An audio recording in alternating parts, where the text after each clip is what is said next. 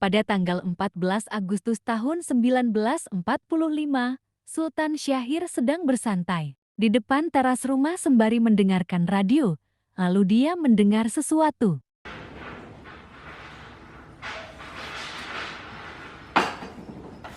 Three days after the war's end, a committee of national leaders proclaimed the independence of the Republic of Indonesia, with Sukarno as president. Thus, on their own initiative, seizing the freedom promised 3 years earlier by the Dutch. With the Japanese defeated and no allied forces at hand to take over in their... Lalu para kaum muda mengadakan rapat di Jakarta. Dalam rapat ini, Sultan Syahrir mengumumkan bahwa dia mendapat informasi tentang menyerahnya Jepang pada sekutu. Assalamualaikum. Waalaikumsalam. Sultan Syahrir, silakan masuk. Ya.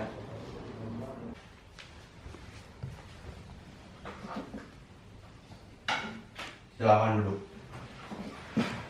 Saudara-saudara, saya dapat berita yang menggembirakan bagi kita semua bahwa Jepang telah menyerah kepada sekutu. Saya mendengar berita itu dari radio luar negeri, maka telah terjadi kekosongan kekuasaan di Indonesia.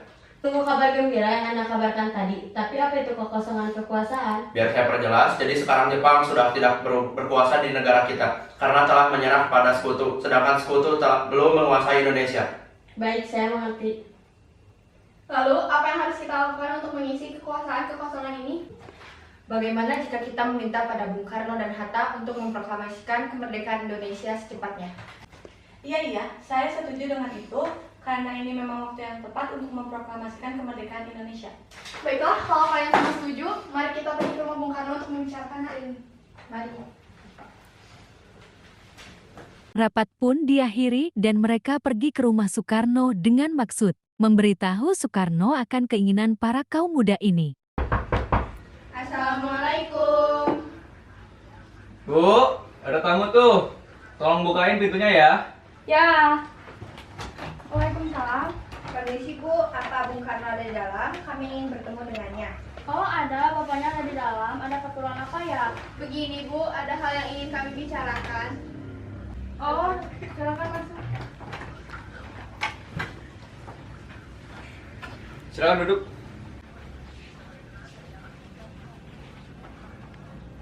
Selamat malam. Ya, silakan duduk. Maaf, seadanya ya. Saya dengar dari istri saya, ada hal yang dibicarakan. Perihal tentang apa itu?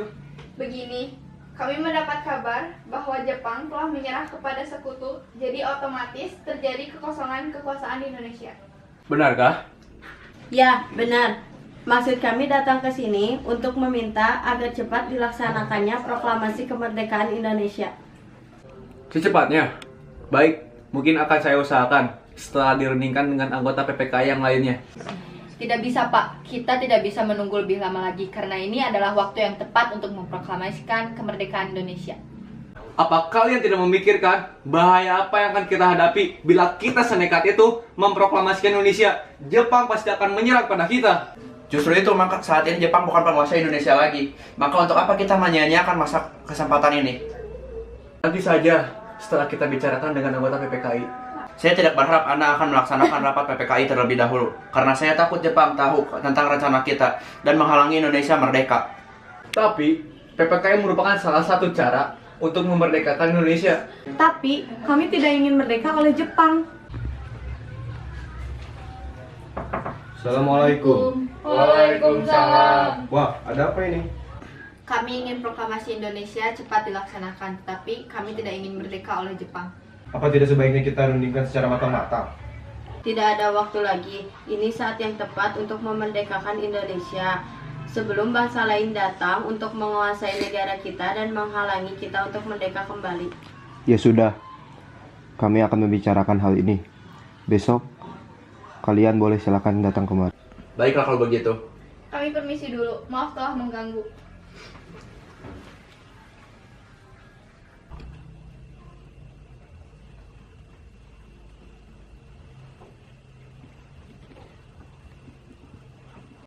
Baik, silakan duduk. Terima kasih, Pak. Apa yang sebenarnya terjadi? Begini, mereka bilang Jepang telah mengalah pada sekutu dan mereka ingin agar kita segera memproklamasikan kemerdekaan Indonesia. Apa? Bukankah seharusnya kita melakukan sidang bersama PPKI sebelum melakukan proklamasi kemerdekaan Indonesia? Ya, saya juga sebenarnya berpikir seperti itu. Tapi, mereka tetap memaksa untuk segera memproklamasikan kemerdekaan Indonesia. Lantas, apa yang harus kita lakukan? Sedangkan para kaum muda terus mendesak kita. Kebenaran berita tersebut pun masih diragukan. Bagaimana jika berita ini adalah berita palsu? Jadi, kita akan turuti kemauan mereka atau tidak? Tidak. Baiklah kalau begitu, Tuan. Pada malam harinya, pukul 24 menjelang tanggal 16 Agustus tahun 1945, para kaum muda kembali mengadakan rapat di Cikine dan merencanakan untuk mengasingkan Soekarno bersama Moh Hatta.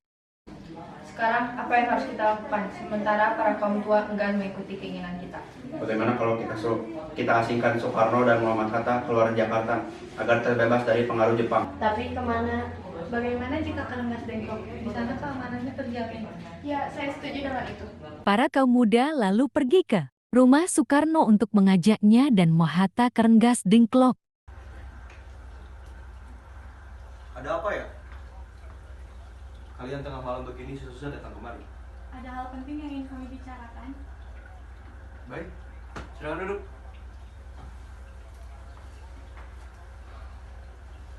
Sebelumnya, kami mohon maaf lagi dan lagi mengganggu istirahat Anda. Kami diutus untuk membawa Anda berdua pergi keluar kota. Memangnya mau kemana? Ke Rawang. Kalau kamu tidak mau, Maaf Tuan, ini bukan saat yang tepat untuk berdebat. Ini sangat penting. baiklah. Benar, saya akan berpamitan terlebih dahulu. Bu,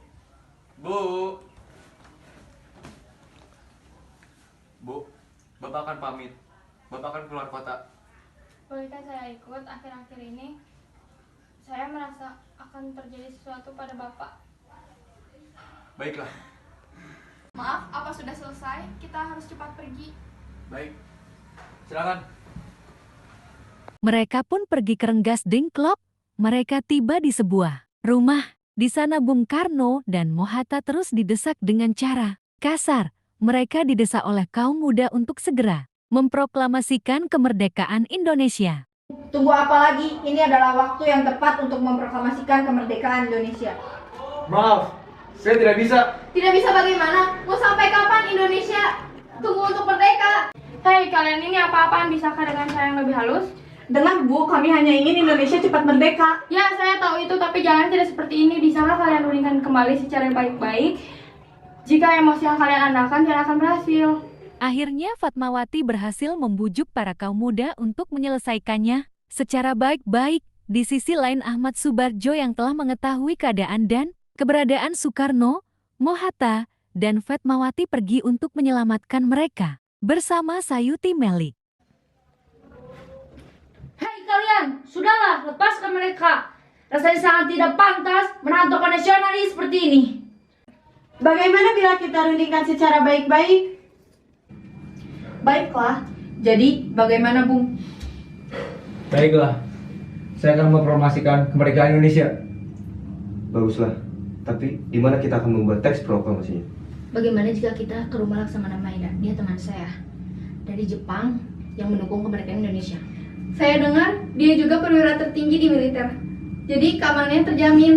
Tempatnya juga strategis. Ya sudah, kita berangkat sekarang. Ayo. Mereka semua lalu pergi ke Jakarta dan pergi ke rumah Laksamana Maeda. Permisi. Ada apa ini tuan-tuan datang kemari? Apakah ada masalah? Maaf Tuan, jika kedatangan kami mengganggu istirahat Tuan, kami bermaksud untuk menanyakan apakah Jepang menyerah pada sekutu itu benar? Tuan, kamu sudah terus mendesak kami untuk segera memproklamasikan kemerdekaan Indonesia. Bagaimana menurut Tuan? Ya, bagus. Ini memang waktu yang sangat tepat. Jadi begini Tuan, kami ingin meminjam rumah Tuan. Apakah diperbolehkan? Boleh. Memang untuk apa? Rencananya, kami akan membuat naskah proklamasi di sini. Oh iya, silahkan. Mari kita buat naskah proklamasi pejuang makar. Ya, tapi sepertinya terlalu banyak orang untuk membuat naskah proklamasi.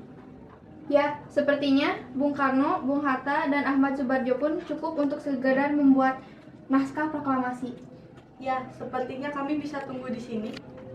Baik, silakan masuk. Soekarno, Mohatta, dan Ahmad Subarjo pergi ke ruang makan untuk menulis naskah proklamasi. Sedangkan yang lainnya menunggu mereka selesai. Akhirnya naskah proklamasi selesai dibuat.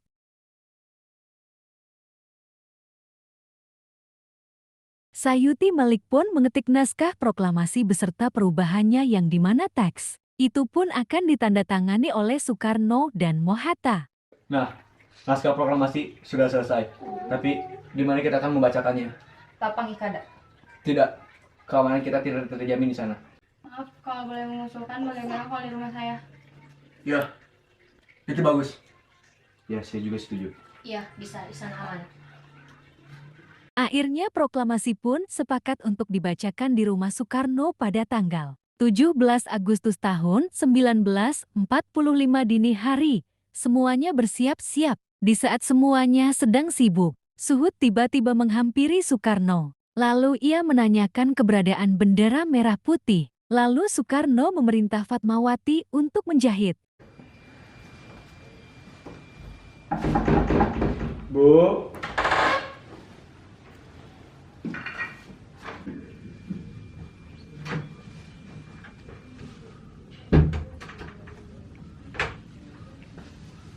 Bu,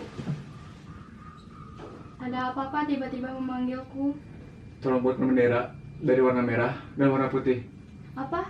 Sekarang? Baiklah, aku usahakan. Ya. Mereka semua mempersiapkan pengibaran bendera merah putih. Maaf Bung, apakah acara proklamasi ini sudah bisa dimulai? Ini sudah pukul 9.45. Oh ya, mari kita ke depan. Soekarno pun membacakan pidatonya sebentar dan membacakan naskah proklamasi. Suhud dan Latif pun mengibarkan bendera merah putih yang diiringi lagu Indonesia Raya. Proklamasi. Kami, bangsa Indonesia, dengan ini menyatakan kemerdekaan Indonesia. Hal-hal yang mengenai pemindahan kekuasaan dan lain-lain diselenggarakan dengan cara saksama dan dalam tempo yang sesingkat-singkatnya. Jakarta, 17 Agustus 1945, atas nama bangsa Indonesia, Soekarno, Hatta. Jadi gini lah ya. 1, 2, 3. Dah, selesai kan? Ini muka-muka capek ya, guys? Capek aku, Mbak. Capek banget. Coba nih. Kemerdekaan Indonesia. Halaman 7. Ada yang menjanggal suara Nanda. Kemerdekaan Indonesia. Tapi kami tidak ingin merdeka oleh Jepang. Tapi kami tidak ingin merdeka oleh Jepang. Aku kurang galak.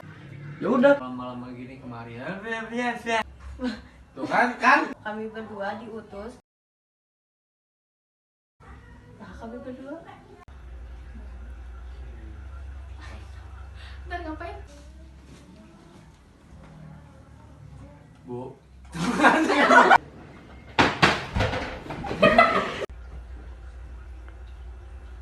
Enggak dulu. Yalah, aku nambuskan Netflix. Oh, capek. Udah ya, selesai. Pari, lihat gini Pari, Pari.